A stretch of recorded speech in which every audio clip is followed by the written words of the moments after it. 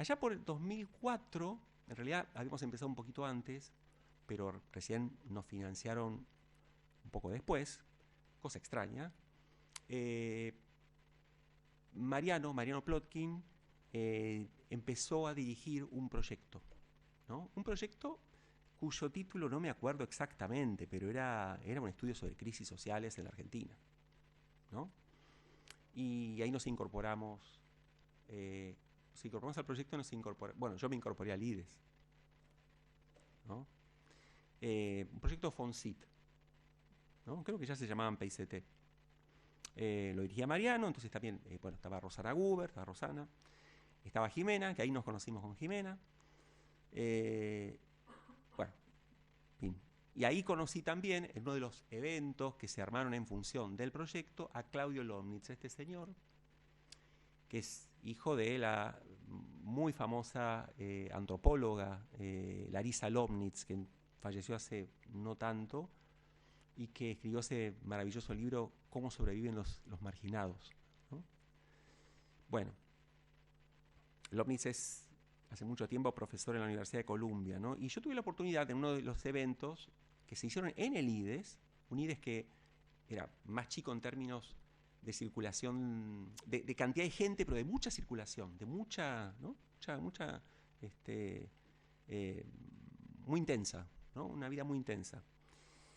Y López presentó este artículo que se llama Tiempos de crisis, historicidad, sacrificio y el espectáculo de la debacle en la Ciudad de México. Y para mí fue, y aparte, bueno, un latinoamericano, aunque bueno, formado en los Estados Unidos, pero en fin, latinoamericano. Fue a través de un latinoamericano la primera vez que yo dije, es por acá, es por acá. Es lo que está planteando Claudio Lomnitz, ¿no? Em, Esto fue muy importante por varias razones, pero yo voy a mencionar solamente dos.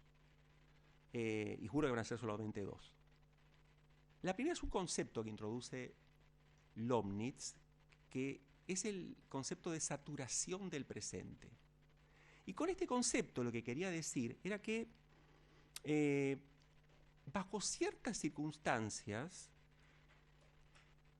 se torna para los grupos humanos, para las sociedades, altamente dificultoso formular, generar imágenes de futuro, ¿no? Que sean además plausibles. Es como que estás estancado, estancada ahí, ¿no? No podés ver mañana, no podés imaginártelo, cómo va a ser. Es como si ese presente no terminara jamás. Por eso yo les decía que se parece mucho a esta idea de liminalidad. ¿Mm? Bueno, esto la verdad que me incentivó muchísimo. Vos, Claudia, no estabas todavía, no. No.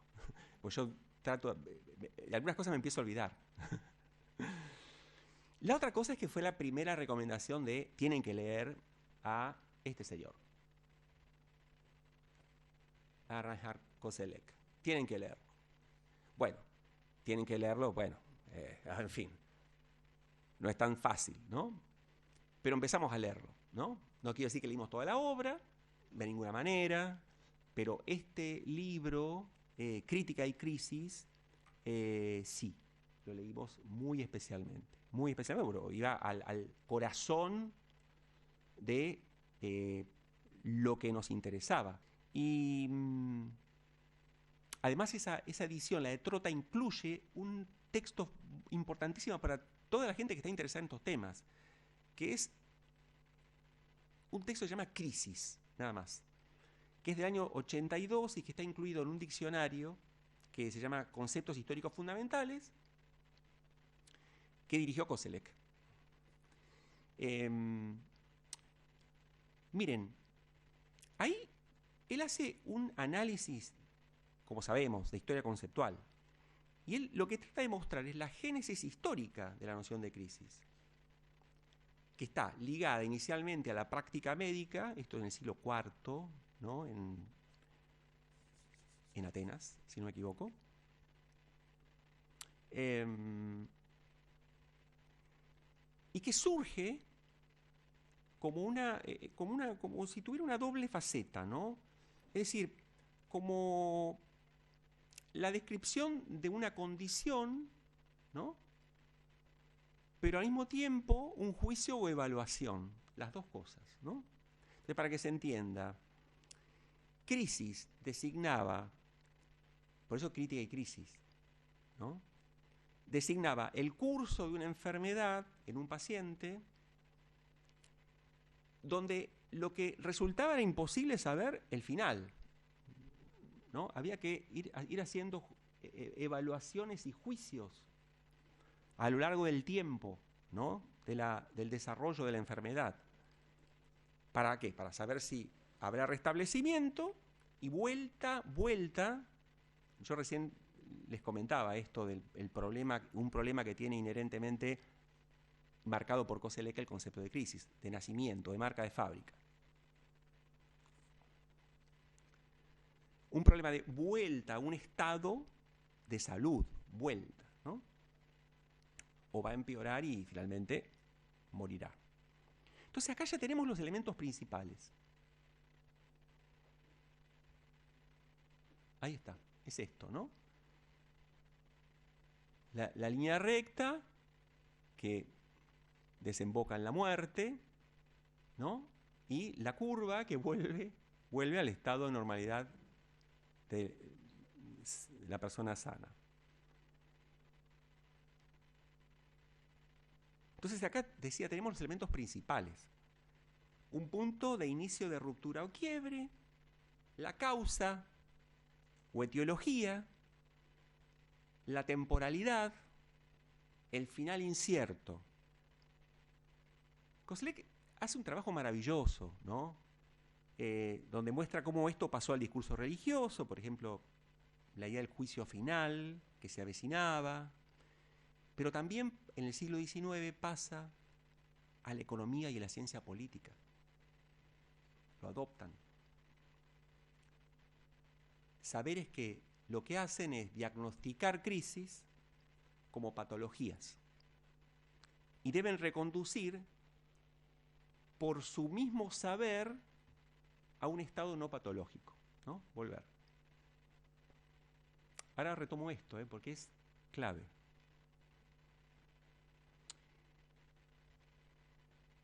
Yo creo que ya les lo adelanté, pero pasaba otra cosa. Yo ya estaba haciendo trabajo de campo.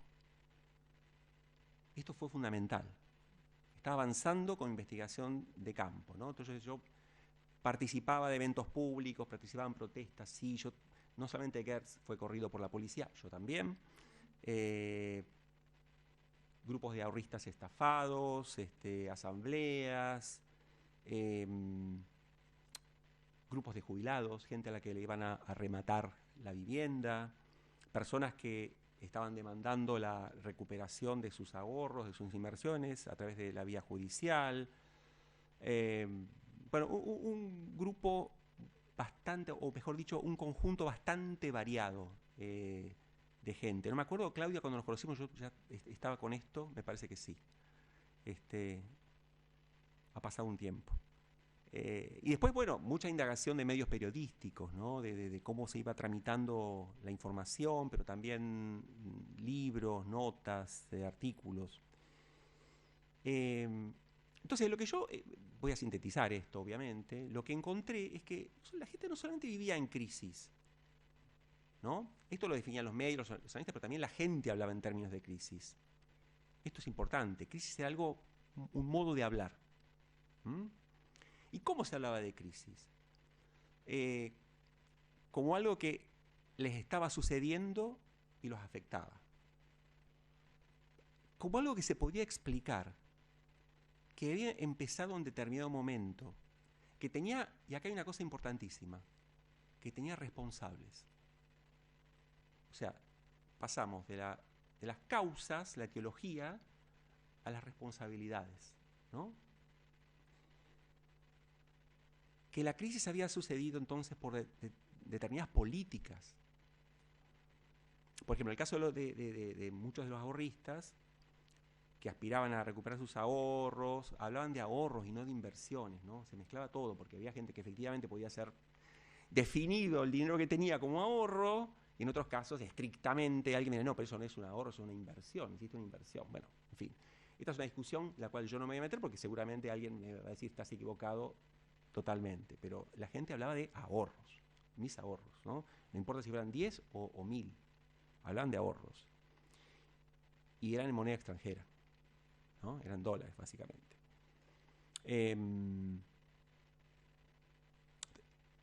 Ahí lo que yo me fui dando cuenta es que eso que Koselleck planteaba y que también sostenía o que me invitaba a pensar Leibniz, era bastante ostensible. Ahí estaba el futuro.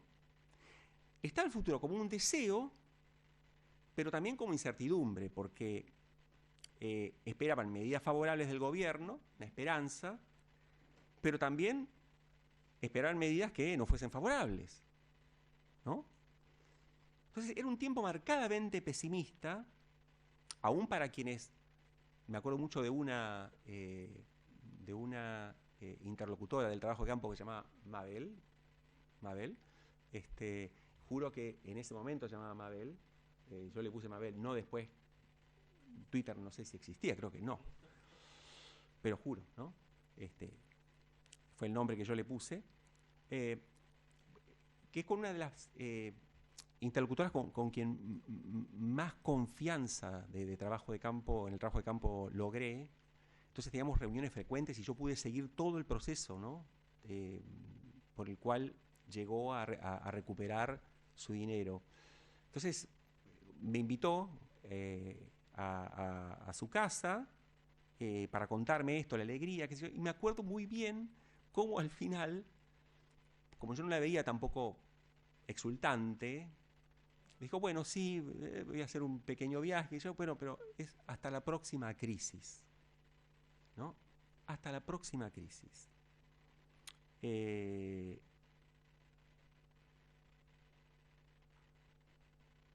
No podía ser eterno esto. Es hasta la próxima crisis. Esto fue importantísimo, porque planteaba una temporalidad que no se reducía al presente o al pasado reciente, sino que asumía que toda la historia, toda nuestra historia, no era otra cosa que una sucesión de crisis, una cadena de crisis, de eventos de crisis. Entonces, lo que pasaba es que los tiempos de crisis asumían un carácter de normalidad cíclica, ¿no? Era lo que cabía esperar. Fue así antes, será así en el futuro. Esto estaba en boca de Mabel, pero de mucha gente cuando me subía a un colectivo, a un taxi. Aparecían publicaciones, en notas periodísticas y académicas. Digo, posiblemente si hubiese un economista acá, lo plantearía de un modo totalmente diferente, ¿no? Y de cierta línea también. Pero yo estoy apuntando a cierta historicidad, algo que después se transforma, ¿no?, en una concepción del tiempo. A eso estoy apuntando. Digo, porque seguramente un economista diría que esto tiene un sentido, ¿no? Esto se puede explicar en otros términos.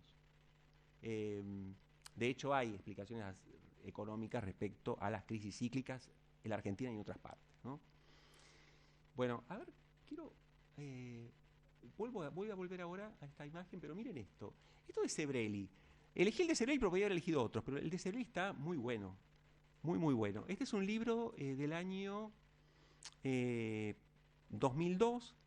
Se llama Crítica de las ideas políticas argentinas. En realidad el libro no tiene mucho que ver con la crisis, pero él escribe un prólogo a propósito de lo que se estaba viviendo. O sea que es como, no sé si porque él quiso o porque la editorial se lo pidió, pero escribe un prólogo. Entonces escribe ese fragmento inicial, ¿no? Y bueno, utiliza algunos términos que yo mencioné recién, por ejemplo, la invocación a la catástrofe. Y esto que estoy tratando de comentarles, ¿no? De cómo el presente se termina entendiendo no por la coyuntura, no por el aquí y ahora, sino que se entiende por su conexión con una historia, necesariamente. Alguien diría, no me quiero animar mucho a dar este paso, pero tal vez así pensamos, ¿no? Estamos muy convencidos de eso, ¿no? Entonces Sebrelli, que acá obviamente yo lo estoy presentando como diría un antropólogo, como un productor de mitología, diría, ¿no? Está diciendo eso, ¿no? Está diciendo exactamente eso. Y aparte, fíjense, ¿no? Sus orígenes, las raíces del mal, ya es un Sebrelli bien volcado al antiperonismo en principio, después se vuelve abiertamente liberal, aunque en ese momento era muy complicado expresar ideas liberales, ¿no? Muy difícil. Estaba muy negativamente connotado, ¿no es cierto? Porque era liberalismo, el neoliberalismo era el responsable de lo que estaba sucediendo. Bueno, entonces con esto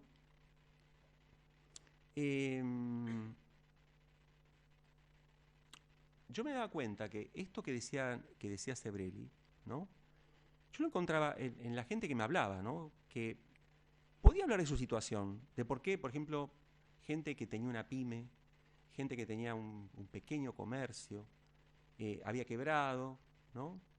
Me podían hablar de errores, de ser demasiado confianzudos, de haber confiado en tal banco, ¿no? O en los bancos en general, de no haber sacado el dinero a tiempo, pero además hacían otra cosa. Eso era el aquí y ahora, ¿no? Era lo que yo podía haber hecho y no hice. Pero había algo que después se les caía como, se nos caía, ¿no? Bueno, a mí no me pasó porque no tenía nada, pero como una especie de acoplado que se te cae encima y te aplasta, ¿no? Que era todo eso que ya sabíamos, ¿no? Era esto, la historia, ¿no? Porque si yo hubiese sabido, y entonces ahí empezaban a rememorar, ¿no? Se iban a fines de los 80 y se iban, entonces empezaban a rememorar toda una cadena que de alguna manera los hacía sentir tontos o tontas, ¿no? ¿Cómo yo no supe que esto pasó y que iba a volver a pasar y que va a seguir pasando, ¿no? Yo lo estoy planteando, a ver si para que, ¿no? Lo estoy tratando de plantear en términos de una lógica, de una manera de pensar, ¿no? Hay un libro que es Los intelectuales y la invención del peronismo, de Federico Niebuhr, ¿no? Que esta es la mejor foto de Federico Niebuhr que encontré en internet. Hay que decirle que tiene que generar fotos porque no tiene fotos. Y él habla ahí, no voy a contar ahora no voy a hacer todo el recorrido de cómo lo formula, pero él usa la misma idea de Sebrelli, pero de otro modo, ¿no? Esta de los males de la nación, en realidad retomando Max Weber, ¿no? En fin, es otra cuestión, pero plantea exactamente esto, ¿no? Que hay esquemas más amplios a partir de los cuales el presente se torna inteligible. ¿Mm? Cuando yo empecé a analizar esto, ya más seriamente y recopilando, ¿no?, textos, me di cuenta que con lo que yo me encontraba era con una serie de narrativas que trataban de explicar por qué la Argentina fracasa recurrentemente. Que estos fracasos de hoy se explican por un fracaso original, ¿no? A eso yo lo llamaba, en realidad no es que yo lo llamaba, pero es como se llama y como uno puede formar un modelo de eso, que es la decadencia. Hay una idea que es la idea de la decadencia de la Argentina, ¿no? Que hoy estamos acostumbrados a verla, porque los medios así nos bombardean, los famosos 70 años, ¿no? Que por supuesto después pedimos que nos expliquen o que cuenten bien por esos 70 años. Pero más allá de eso, la idea de la decadencia, al menos en ese momento, no se limitaba a los 70 años de populismo, de peronismo, ¿no? Era como una especie de matriz.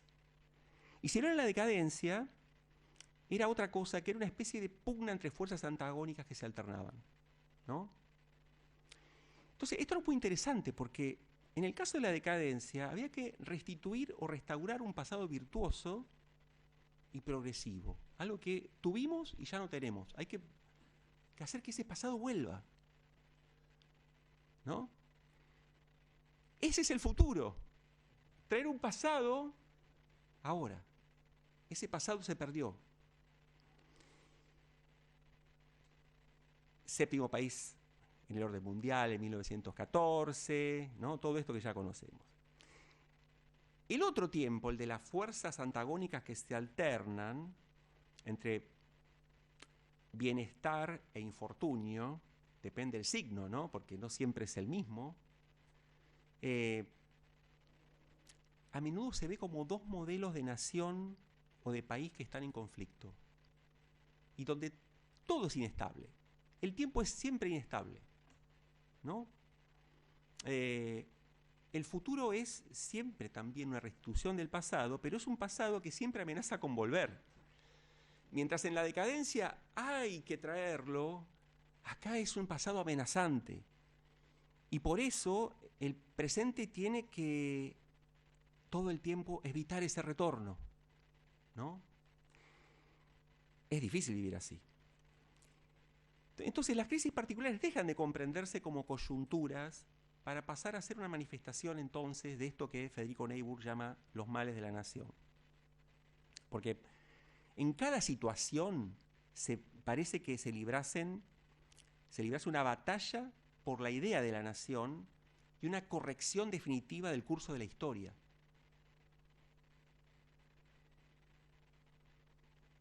Fíjense, por ejemplo, esto está muy claro en la asunción de Alberto Fernández, ¿no? Cuando Alberto Fernández dirige los primeros discursos, es eso, es corregir la historia, ¿no? El curso de la historia. Bueno, y el modelo sanitario como modelo solidario, ¿no? Todo esto por oposición, ¿no? Pero del otro lado tenías lo mismo, ¿no? Las marchas de la libertad, por ejemplo, ¿no? También como corrección, una manera de luchar por corregir la historia. Siempre hay una batalla que se libra por corregir la historia. Termino con esto. Mientras voy pasando algunas imágenes. Esto ya lo mostramos. Este es un colega, Daniel Knight, un joven colega de St. Andrews que trabaja de un modo parecido a como al menos encaré las cosas yo, ¿no? Con el cual nos conectamos hace un tiempo. Bueno, este es un politólogo, se llama Colin Hay. Es un politólogo del Instituto de Estudios Políticos de París. Y él estudió la llegada del thatcherismo, ¿no? Fines de los 70. Y él lo que abordó son las estrategias retóricas y los dispositivos lingüísticos que utilizaron los medios de comunicación para narrar los acontecimientos que dieron lugar a una crisis que se desenvolvió entre el 78 y el 79 en el Reino Unido, que los medios la definieron como el invierno del descontento, ¿no? ¿Saben? ¿Recuerdan esa frase? ¿No? Es de Richard III. Es Now is the winter of our discontent. Made glorious summer by the son of York. Así comienza, son las dos primeras. Entonces, ese Ricardo III. Entonces, lo que Hay explica es que fue un momento estratégico en la transformación del Estado británico y la emergencia del thatcherismo. Y que a través de algunos medios, la nueva derecha mostró que la coyuntura estaba llena de protesta sindical, era un síntoma de la crisis del Estado y que Thatcher era la única que podía resolverlo. Entonces puso de manifiesto lo que era la construcción discursiva de la crisis a través de su narración. En realidad es mucho más radical porque él dice, no hay crisis sin construcción narrativa de la crisis. No puede separarse, ¿no? Entonces, claro, de esta manera lo que hizo fue mostrar que el Estado era un objeto que demandaba una intervención, ¿no? Lo cual, bueno, después hay, como diría, ¿no? Austin Searle, después tiene que haber condiciones para que esto sea creído, ¿no? Y evidentemente Thatcher lo logró, ¿no?